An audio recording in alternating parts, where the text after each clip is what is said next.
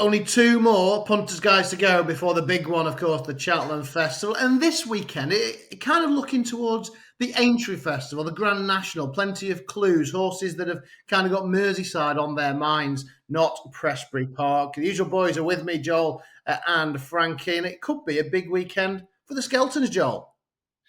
Yeah, I reckon so. A lot more money on the board for the Skeltons. And of course, I think they're going to have a decent Cheltenham as well. A couple of them next week on road to Cheltenham. I've been doing a lot of work this week, and I think I've delved, I've digged, I've seen what's not off and what should be off, and I think this week this will be the best road to Cheltenham ever. So it's myself and you, Matt, and who else? Well, Frankie's going on holiday, but we are going to get all of his thoughts. Do not worry. Frankie will be with us for the final road to Cheltenham. That's going to air on Tuesday, so do not worry. We've got a few special guests as well lined up and a special feature. So the final road to Cheltenham Tuesday. Like, subscribe now, and we'll let you know when that is out, and you can watch it, our final one, before festival fever strikes. So, Frankie, you're going to leave us after today, but you will be back with us for the festival. But this weekend, sure, you're going to leave us with a few winners. And is Emmett Mullins' Morebattle contender entered your thoughts? He has. He's been worrying me. He's been worrying me because for me, it's all about one man this weekend, and that's not Mr. Dan Skelton or Mr. Harry Skelton. It's Mr. Alan King. He's got an army going to Kelso, and he's got some good chances, and I like his in the Morebattle. But we'll get on to that later. But I am really hoping this is one of Alan King's weekends of the season, lads.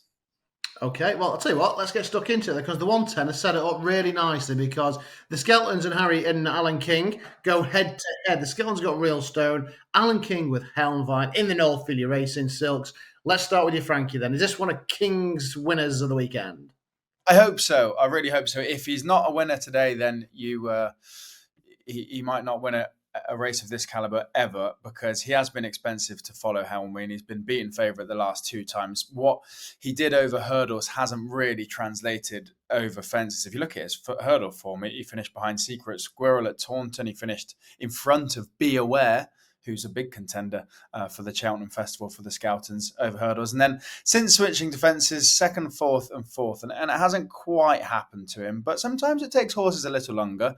And some horses, as I've been talking about from Alan King's yard, have taken a bit longer this season. They've all needed a run or two.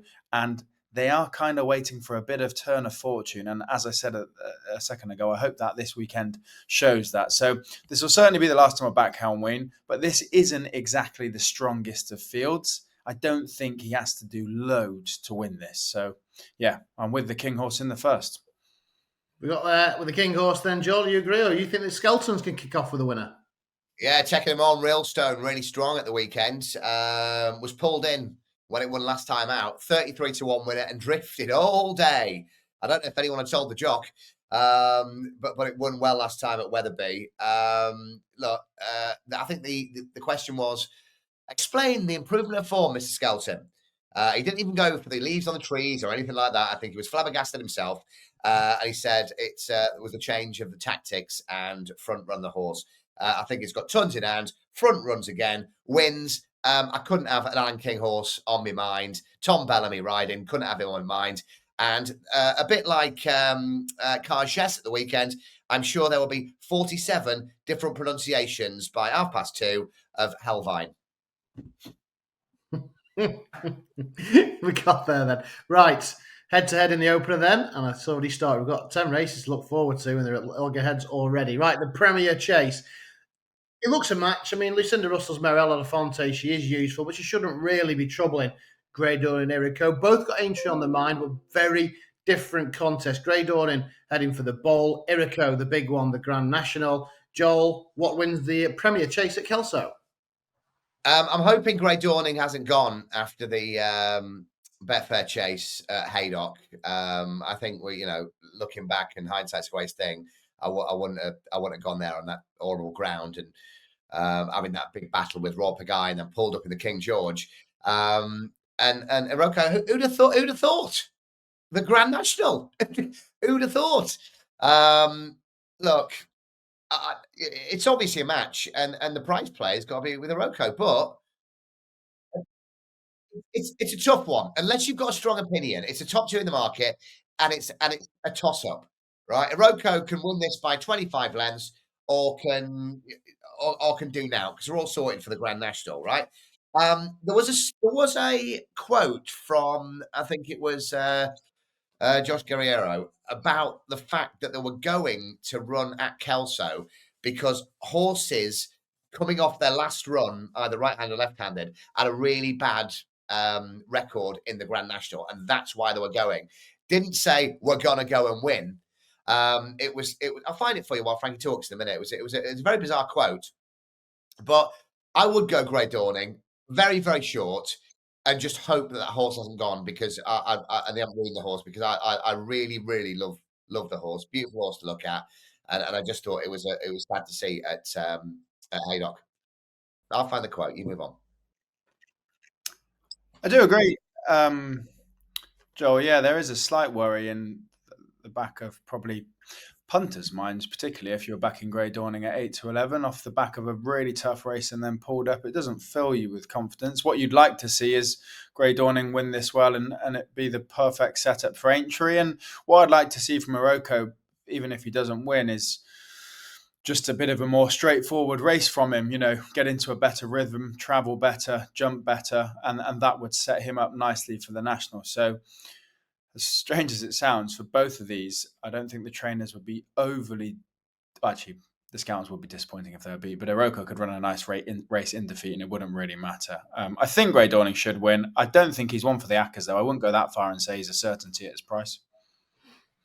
And fair play for Laura Horsford as well. I mean, I know Barron's Land is weighted way out of this and probably shouldn't be competitive, but they're going to get over $3,000 just for finishing up, plod around in their own time. Yeah, I mean, strange things happened when you might nick a third or something, Something comes out. Oh, yeah. Go on, have you found the quote?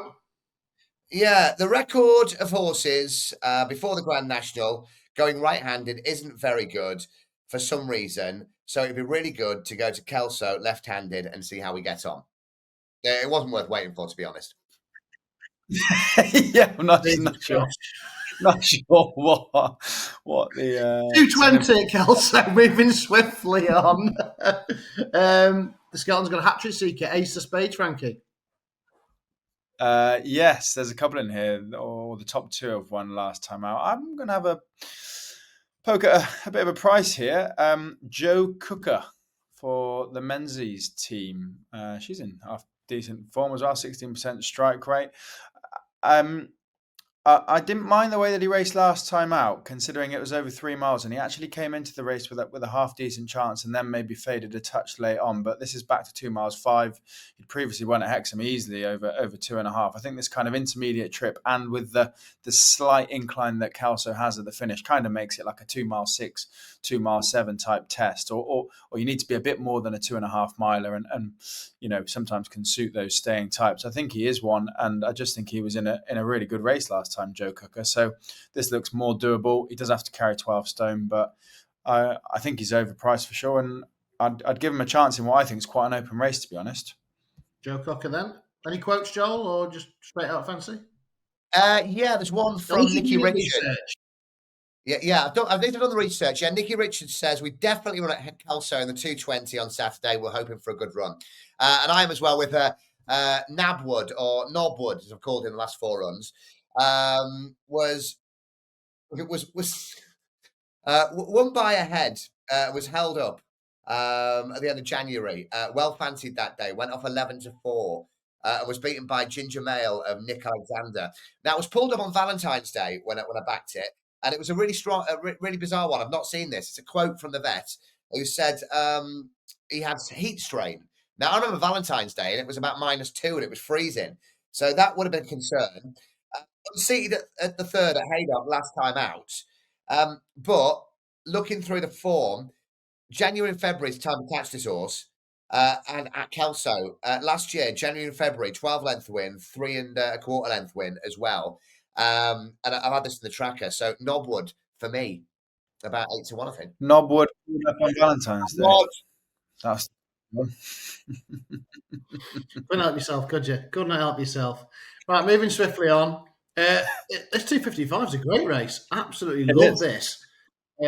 Dedicated Hero, winner of the Grade 2 at Haydock. I was got a penalty for that. Road Less Travelled winner at Haydock, pulled up in the Formby. Castle Carrick for Alan King. Hello, the Cos Divine at Diva Luna last time out. Willie Mullins sends one as well. Largan Hilly's unbeaten. Vanderpool unbeaten. And the Skelton's got Listen to Your Heart. I mean, this is an absolute belt, Frankie. Proper race, isn't it? Yeah, we've got a nice little treat here, I think, because normally when you get closer to Cheltenham, sometimes the quality starts to fall apart a touch. But this is a serious novice hurdle, and it's got a bit of everything, really, especially with Willie Mullins having the favourite chart topper coming over. And I know that plenty of people will be backing in blind, but this is not easy pickings for Mr. Mullins by any means. Really nice types in here. And I hope we get a good race with a nice finish, because we could end up with the top 3 or 4 even from this race being worth following as the season progresses.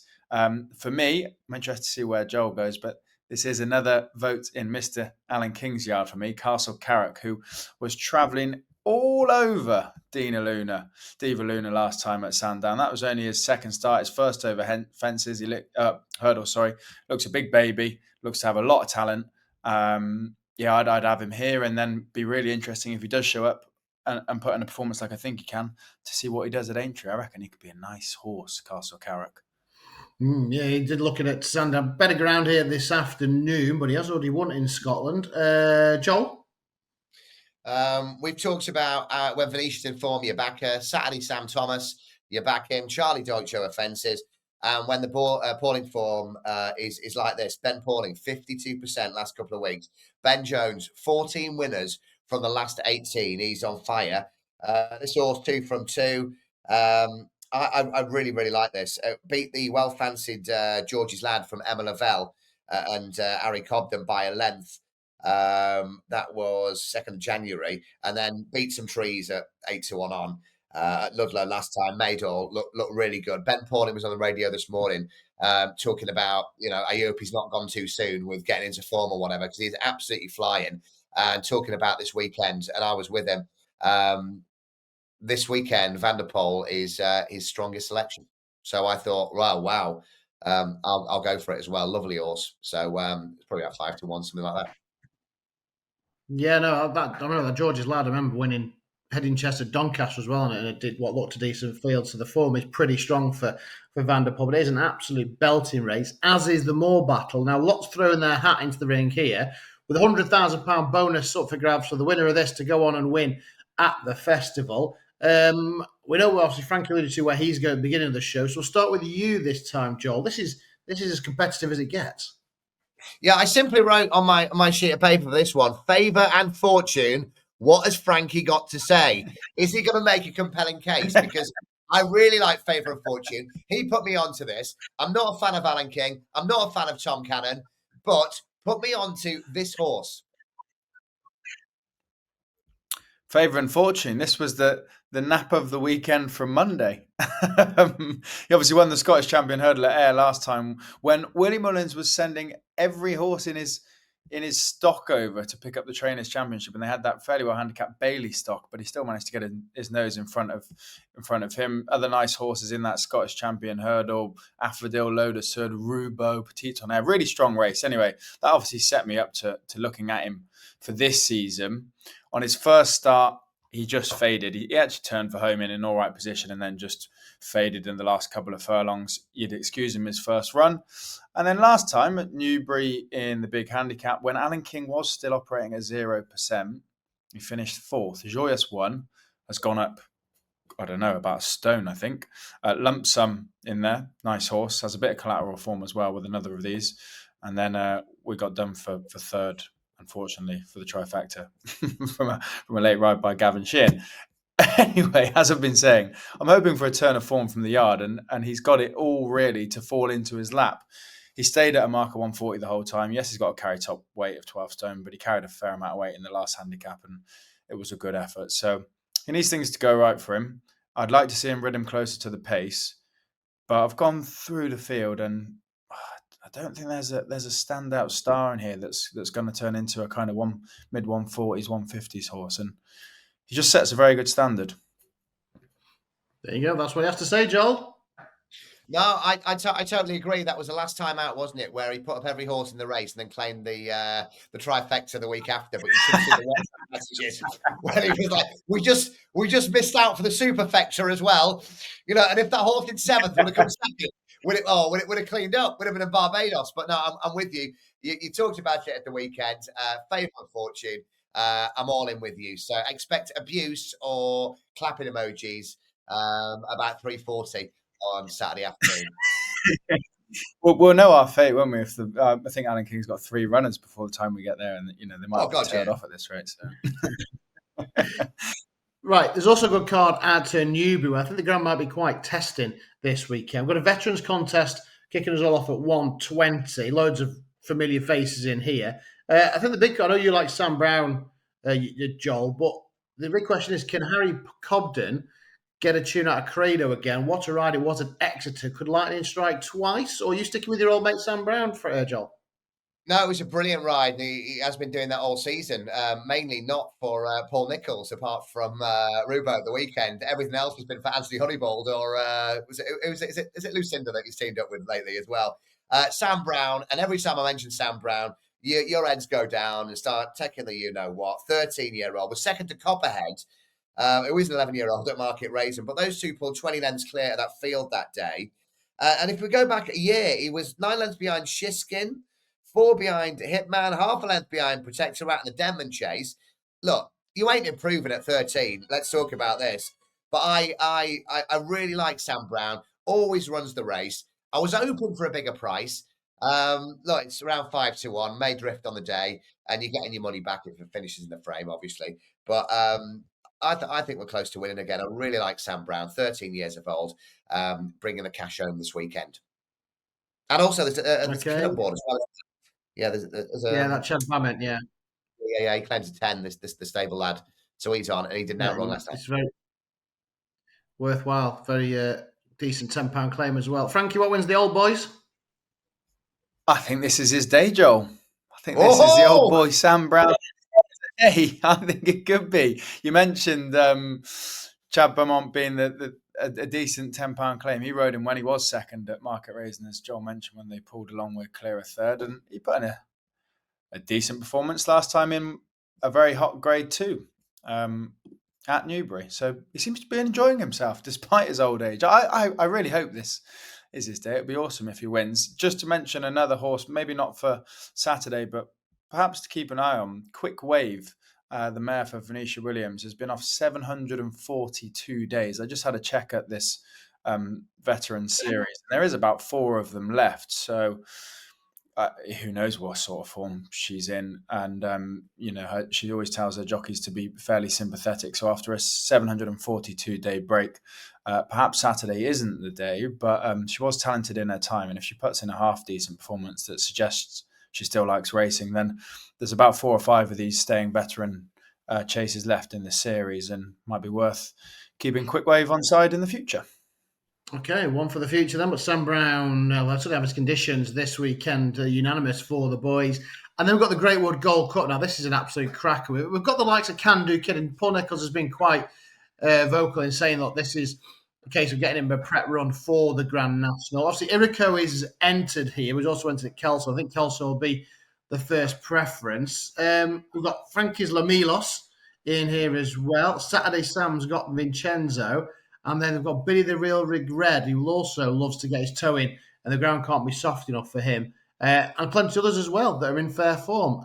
We've got a real competitive handicap hurdle at Kelso, the Morebattle. We've got an equally competitive handicap chase at Newbury, the Greatwood, Frankie. Yeah, you mentioned the 2 I like. Lamilos is a head scratcher. I've obviously got him wrong, haven't I? I mean, he was my ultimate shout. Thankfully, it was once we'd gone non-runner, no bet, so I'm not too bothered. I like, he got a, what did he get put up for last time? I think it was £7, and he's got a £7 claim run up to almost. He got to put up 4 for bolting up last time by 6 lengths. I really wouldn't be surprised if he did it again, to be honest. But as I've been saying, I thought he'd be going into a decent 3-mile handicap chase at some point. I'm clearly not training him, so yeah, he's in with a shout, I think. However bad this is, you do start to think, don't you, that any ITV race that the Scoutons have a runner in that Harry's not on, you wonder, like, are they saved for another day? Because they're doing such a good job of targeting these Jockeys Cup races. And every time I see one in a big ITV field and it doesn't have Harry on, I'm thinking, can they find another race for it to pick up the 500 grand? But I do think he's got a chance on form. And then, Vincenzo, nice and progressive. Dylan Johnston's been riding most of his success, but both of his successes this season. And Sam Thomas is certainly a trainer in form. So they would be my two. Two against the field. Two of the last 3 Hennessy winners in here, Joel, as well. Yeah, I'll just correct our right honourable friend Frankie Foster, because Harry is riding Le Milos. Harry Atkins. Yeah, well, look, I'm just saying he claims a 7. I'm the same as you. The first thing I look at now is the 500 grand pot, and you're going, right, so that'd be out the back, and then it'd be set up for a week on Saturday, and then you get the extra points and all this, and it just adds another dimension of the layer to your betting and you're working out. But I'm with you. I think the cat's out the bag now. I'm not exactly sure that was the plan last time, but what hacked up last time. Harry Atkins taking the 7 off, and you think, well, do you know what? Might as well just have a go. So I was pretty strong on the Milos this weekend as well, and I'm sure Harry Skelton be kicking off because he's not getting the 10 points or whatever towards his 500 grand. All right, so we've agreed on quite a few, haven't we? Favourite Fortune, Sam Brown, Le Milos. The last 3 you've all agreed on, Grey Dawning as well. Right, let's see what Doncaster brings then, because he's got some good racing as well in front of the cameras. The 205 is a listed novices hurdle. Hopefully the dead 8 do go. Miss Cynthia got off the mark for the 3rd time of asking last time out. She was 4th in a Prix de Cadron behind Kyprios on the flat. May have been flattered, Joel, but if a mark of 113, obviously she got the job done last time out. Surely she's better than that. Surely is. I mean, I looked at this race and I kept going around in circles, to be honest, and I kept coming back to Dame of the Cotswolds for Twisty. And just looking at it, those last couple of runs were not out of this world, but they weren't sort of, let's just have a quiet one. If we go back to, I think it was October and November, a couple of wins by 8 lengths, Ludlow and Doncaster. And then January, it was last to 5. It was beaten 16 lengths. The winner of that race was pulled out Haydock, which I put up at the best bet of the weekend a couple of weekends ago. That Lucinda's horse, Derry Hassan Paddy. I think he's going to be an absolute star. In February, was 5th to 6th at Warwick. Look, was staying on really well. The negatives in that race were made a little mistake at the second, was hampered by a faller, and Tom Bellamy was riding that day. So the positives this weekend, Sam Twiston Davis is back on, and I just think today may be the day. Have you got prices there? It's I've got prices. World of Fortune, I presume, would be favourite. Yeah, World of Fortune's favourite. Pretty sure David Cotswold next in 7-2. Right, 7-2. Yeah, I think that's a fairly strong bet this weekend. Dame of the Cotswold. Again, another jockey wanting to take the money. Sam's not too far behind, but wants a place in the big 500 grand race. So yeah, Dame of the Cotswolds, take a chance on this bird.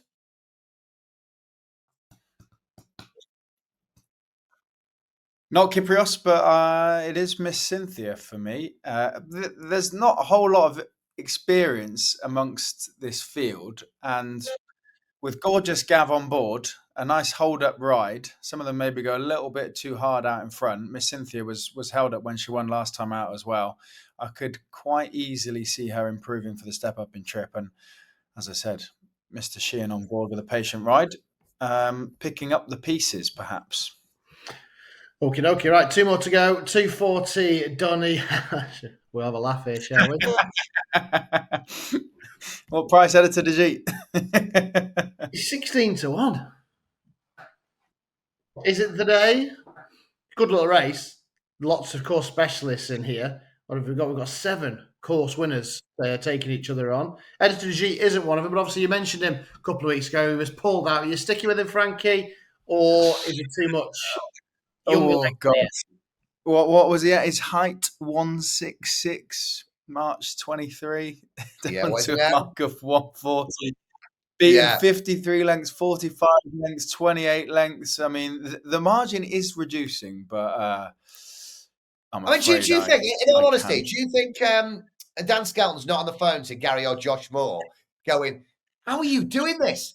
All year, Lancadan's been dropped £2, and you've managed to, what, drop Yeah. 20 odds? Yeah, it's a fair point. No, I like Rare Edition. My next two selections both come from trainers in form, and Charlie Longston's got a nice 30% strike rate next to his name. Hopefully benefits from the wind surgery last time out. He's been running with credit, maybe not putting it all together, but freshened up a bit. Wind surgery, yard in form. It's a nice hurdler as well, wasn't he, when he started off his career, and should be able to get his nose in front over fences. Okay, Rare Edition then. Joel, where are we going here? One of my favourite horses, you know, in this, it's one you'd like to own, is Tommy's Oscar. Seems to have been around for years. And you look what they paid for it originally, 27 grand, and then I think it was sold on for 70 grand. And without looking, in the career, how much do you think Tommy's Oscar has earned over fences, over hurdles, on the flat, whatever? What would you said? $250,000.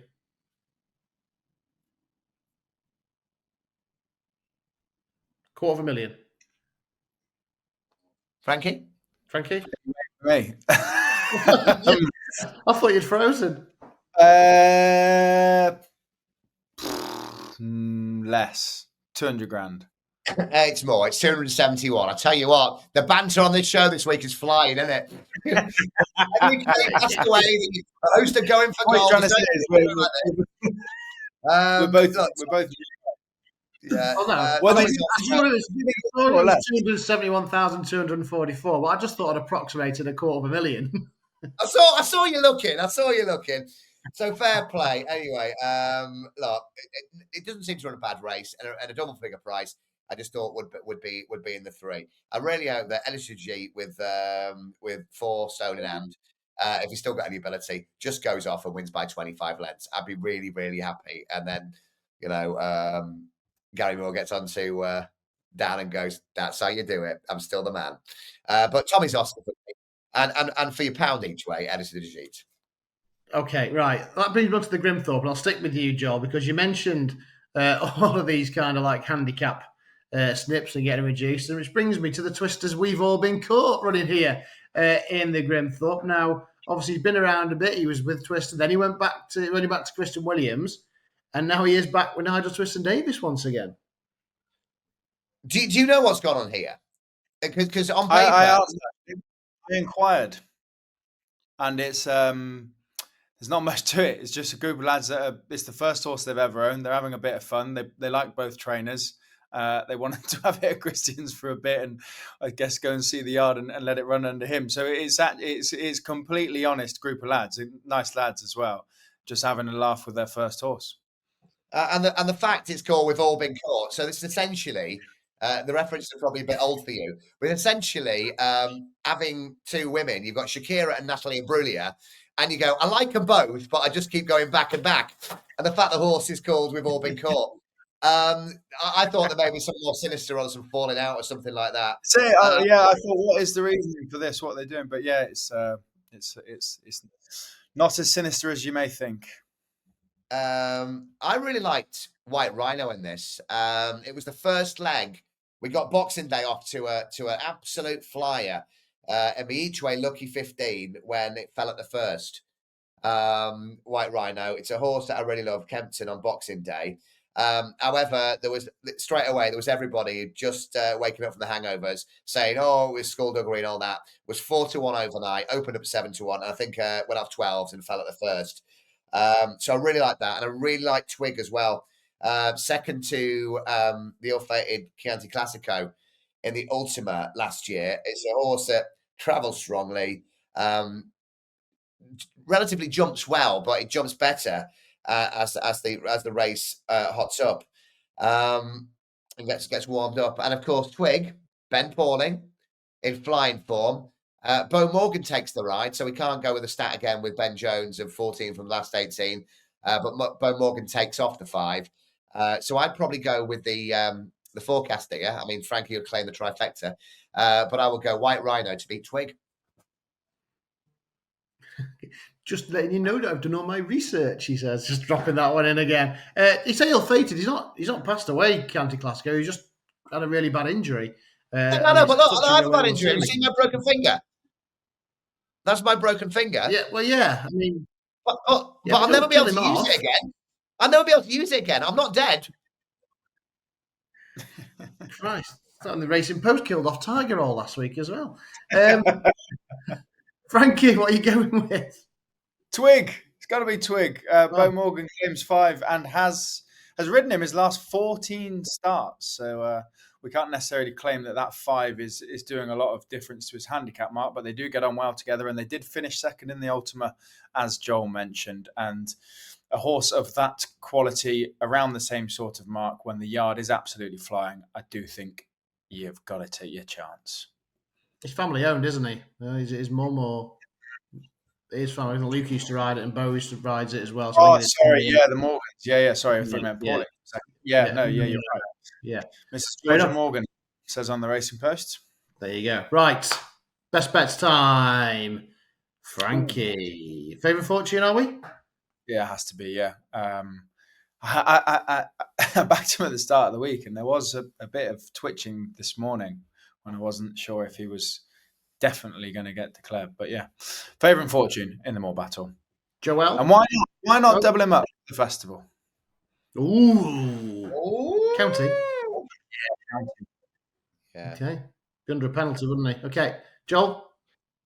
I backed Mr. Coffee this morning at 12-1 to get his first win over fences at the Cheltenham Festival in the cross-country race. Look at that. You'll come back. Watch this now. We'll play it when it wins, right? This weekend, 2:55, Kelso for the team in absolute flying form. Ben Pauling, Ben Jones, and Van der Poel for me. 2:55 at Kelso. Right. Obviously, we'll discuss it at length on the road to Cheltenham, but you just mentioned Mr. Coffee. Have you seen the price collapse on Bustleton, who Frankie mentioned 3 months ago at 66-1, in now single figures? Yeah. Told you. Mr. Bustleton, he was coming. It's his Right, big day. Okay, I'll ask the question.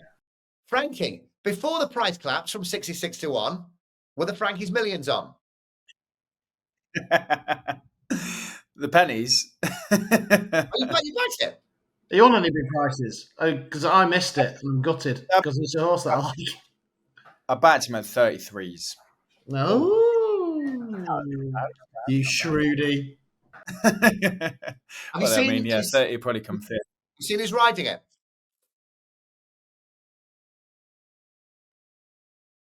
Michael Nolan. You're gonna take a left turn too early. What price is he anyway, Matt? Because I hadn't seen the price collapse you speak of. About 9s and 10s, yeah. Jesus. I know, it's caught me eye in the week. And I was must be that road to Cheltenham show. Must be, mate. That's the one. Must be. Right. There we are. 10 races looked at in front of the ITV cameras this weekend. Hopefully trying to boost that betting bank for Festival Week. Right, road to Cheltenham, Tuesday night. Like, subscribe. We'll let you know when it's available. Our final one. We'll have all of our picks. We'll do a lucky 15. We'll have our best bets of the week as well. Loads of insight and a couple of special guests and also something very different and interesting as well in terms of the market. So all will become clear on our Tuesday's road to Cheltenham. Joel will be with me. And we'll also hear from Frankie, even though he is land afar. Well, best of luck wherever you're back in this weekend and enjoy the racing.